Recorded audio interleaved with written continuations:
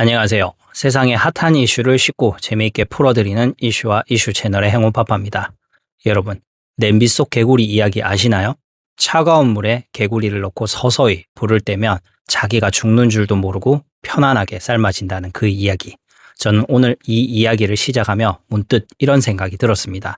지금 우리가 발을 딛고 사는 대한민국은 그 어떤 나라보다 뜨거운 물에 가장 먼저 뛰어들었던 분들 덕분에 만들어졌다는 것을요. 전쟁의 폐허 속에서도 우리 자식만큼은 배고프게 살게 하지 않겠다는 일념 하나로 청춘을 바쳐 한강의 기적을 이뤄내신 우리 부모님, 어르신 세대가 바로 그분들입니다. 그런데 그렇게 위기를 정면으로 돌파해온 대한민국이 지금은 마치 냄비 속 개구리처럼 다가오는 위험을 눈치채지 못하고 있다는 아주 서늘한 경고가 나왔습니다. 그 경고를 보낸 곳은 바로 IMF고요. IMF가 최근 우리나라에 이대로 가면 당신들 큰일 난다라는 단순히 돈 좀 아껴 써라 정도의 훈계가 아니고 이건 거의 국가 부도 사태를 예고하는 수준의 정말 심각한 경고를 했습니다. 오늘은 이 이야기를 해보도록 하죠. IMF가 이번에 내놓은 보고서를 보면 좀 이상해요. 앞부분에서는 한국 경제는 단기적으로 괜찮아. 지금처럼 돈 좀 푸는 건 나쁘지 않아. 이렇게 칭찬을 해줍니다. 마치 우리 아들 지금은 용돈 팍팍 써도 돼 라고 말하는 부모님 같죠. 하지만 바로 뒷장을 넘기면 분위기가 180도 바뀝니다. 그런데 말이야, 너네 그렇게 펑펑 쓰다가 집안 거덜나 미래가 없어 라며 정색을 하고 경고를 날립니다. 이게 무슨 조울증도 아니고 왜 이러는 걸까요? 여기에는 IMF의 아주 교묘한 화법이 숨어 있는데 단기적으로는 한국 경제가 성장률이 좀 둔화되니 돈을 풀어서 경기를 살리는 것 자체는 이해한다는 겁니다. 당장 굶어 죽을 수는 없으니까요. 하지만 진짜 하고 싶은 말은 그 뒤에 있는 거죠. 바로 대한민국의 구조적인 문제, 시한폭탄 같은 문제들을 콕 집어서 이야기를 하는 거죠. 지금 당장 배고프다고 곳간에 있는 쌀 다 퍼먹으면 겨울에 다 굶어 죽는다라고 소리치는 겁니다.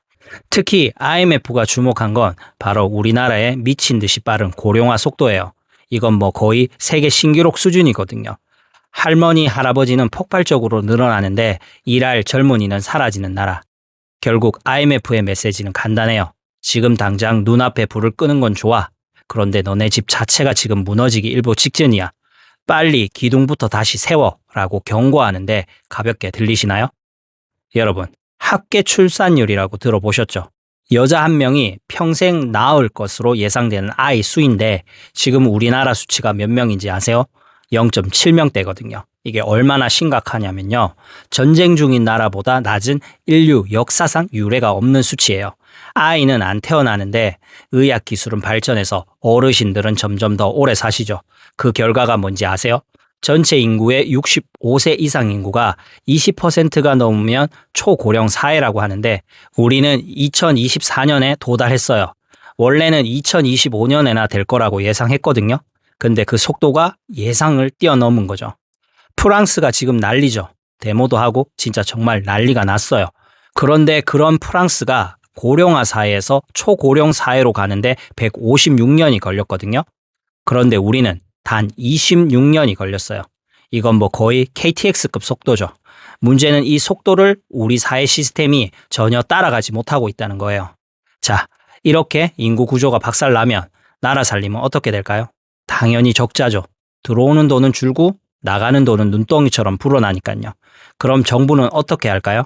그렇죠. 빚을 내야죠. 바로 국채 발행을 하는 거죠.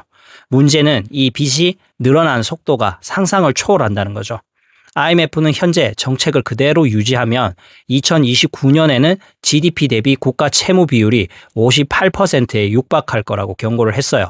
보통 비기축통화국, 그러니까 우리나라처럼 달러나 유로가 아닌 나라들은 60%를 위험선이라고 하거든요. 그런데 58%에 도달할 거라고 하죠. 1997년 외환위기를 겪었던 우리에겐 트라우마 스위치 같은 숫자죠. 진짜 공포는 이제부터 시작이에요. 정부 스스로 내놓은 장기 전망 보고서에는 더 충격적인 숫자가 적혀 있거든요.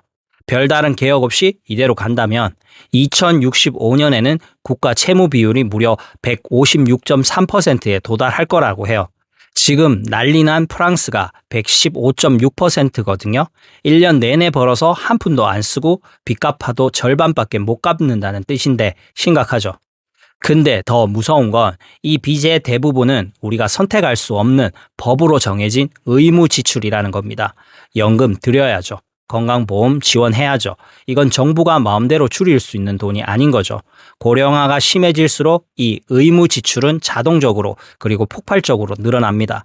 결국 미래 정부는 도로를 깔거나 기술 개발에 투자하는 등 나라의 미래를 위한 투자는 꿈도 못 꾸고 오로지 늘어나는 복지 비용을 감당하기 위해 빚만 내다가 끝날 거라는 얘기입니다.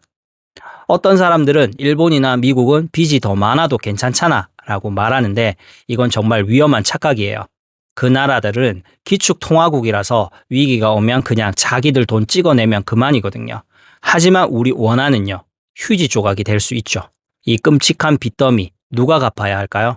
네, 바로 이 영상을 보고 있는 젊은 세대 그리고 앞으로 태어날 우리 아이들 태어나자마자 감당할 수 없는 빚의 굴레를 짊어지고 살아가야겠죠.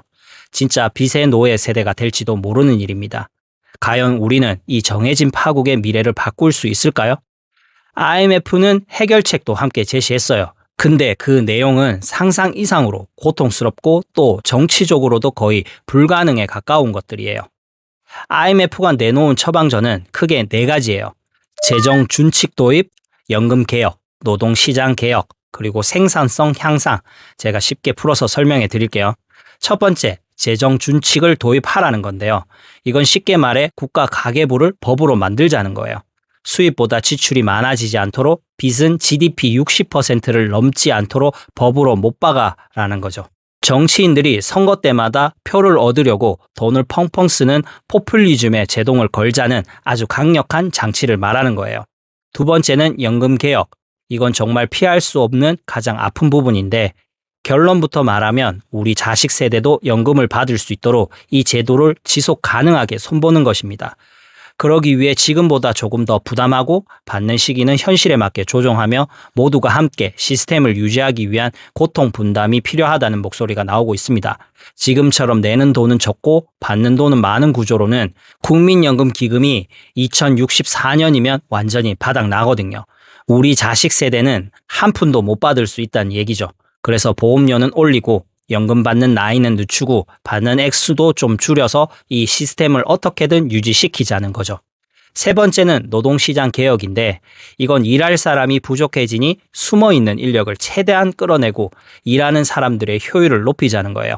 아이를 낳고 어쩔 수 없이 회사를 그만둔 경력 단절 여성들이 다시 일할 수 있도록 돕고 능력 있는 외국인 인재들도 적극적으로 받아들이고 또 한 번 뽑으면 절대 자를 수 없는 과도한 고용 경직성을 완화해서 기업들이 좀 더 유연하게 사람을 뽑고 쓸 수 있게 만들어 투자를 늘리고 새로운 일자리를 만들어 활력을 불어넣자는 겁니다. 네 번째는 생산성 향상인데 예전처럼 사람을 갈아 넣어서 성장하는 시대는 끝났다는 거죠. 이제는 한 사람이 10사람 목을 해낼 수 있도록 혁신해야 한다는 거예요. 인공지능 AI 같은 신기술을 적극 도입하고 대기업과 중소기업 기술 격차를 줄여서 나라 전체의 경쟁력을 끌어올려야 한다는 이야기입니다. 어떠세요? 듣기만 해도 숨이 턱 막히죠? 세금은 더 내고 연금은 깎이고 일자리는 불안해지고 어느 것 하나 쉬운 게 없어요. 하지만 IMF는 이 4가지 개혁을 동시에 그것도 아주 강력하게 추진하지 않으면 대한민국의 미래는 없다고 단언하고 있어요. 자, IMF가 내놓은 처방전, 논리적으로는 완벽해요. 경제학 교과서에 나올 법한 정답이죠. 하지만 현실은 가능할까요? 제 생각에는 불가능에 가깝지 않을까요? 생각해보세요. 법을 제정하려면 정치인들이 앞장서야 돼요. 근데 어떤 정치인이 여러분, 미래를 위해 지금 당장 허리띠를 졸라맵시다. 세금 올리고 연금 깎겠습니다. 그리고 영원한 직장은 없습니다. 라고 말해요. 근데 다음 선거 괜찮을까요? 실제로 2020년에 정부가 재정 준칙 법안을 국회에 냈어요. 수년째 먼지만 쌓인 채 잠자고 있지만요. 여당이든 야당이든 당장 표와 직결된 문제다 보니 국민들처럼 그분들한테도 어려운 문제예요. IMF를 보는 한국 사회는 의사는 당장 수술하지 않으면 죽습니다 라고 외치는데 환자는 아직 괜찮은데 좀 더 버텨볼래? 라고 하고 환자 보호자는 수술하면 환자가 아프니까 다음에 하자며 수술을 미루고 있다는 겁니다. 대한민국은 지금 중대한 기로에 서 있습니다. 과거의 눈부신 성공 신화에 취해 서서히 죽어가는 냄비 속 개구리가 될 것인가? 아니면 뜨거움을 깨닫고 마지막 힘을 다해 냄비 밖으로 뛰쳐나올 것인가? 만약 우리가 이대로 개혁에 실패한다면 그 결과는 불보듯 뻔합니다. 국가 신용 등급은 추락하고 외환 위기가 다시 찾아올 수 있습니다. 경제는 성장을 멈추고 청년들은 일자리를 잃고 노인들은 빈곤에 내몰릴 겁니다. 무엇보다 감당할 수 없는 빚을 떠안은 미래 세대와 이 문제를 제때 해결하지 못한 우리 사회 전체 간의 끔찍한 갈등이 벌어질지도 모릅니다. 이 비극을 막기 위한 기회의 창은 지금 이 순간에도 빠르게 닫히고 있습니다. 그렇다면 우리는 무엇을 해야 할까요? 가장 중요한 것은 우리 국민 한 사람 한 사람이 깨어나는 것입니다. 정치인들이 던져주는 달콤한 사탕 발림 공약에 속지 말고 우리 아이들의 미래를 위해 어떤 선택이 옳은 것인지 냉정하게 판단해야 합니다. 왜 나만 희생해야 해? 라는 생각 대신 모두가 함께 고통 분담하자는 사회적 합의를 만들어 가야 합니다. 정치 지도자들에게는 단기적인 인기를 버릴 용기가 필요합니다.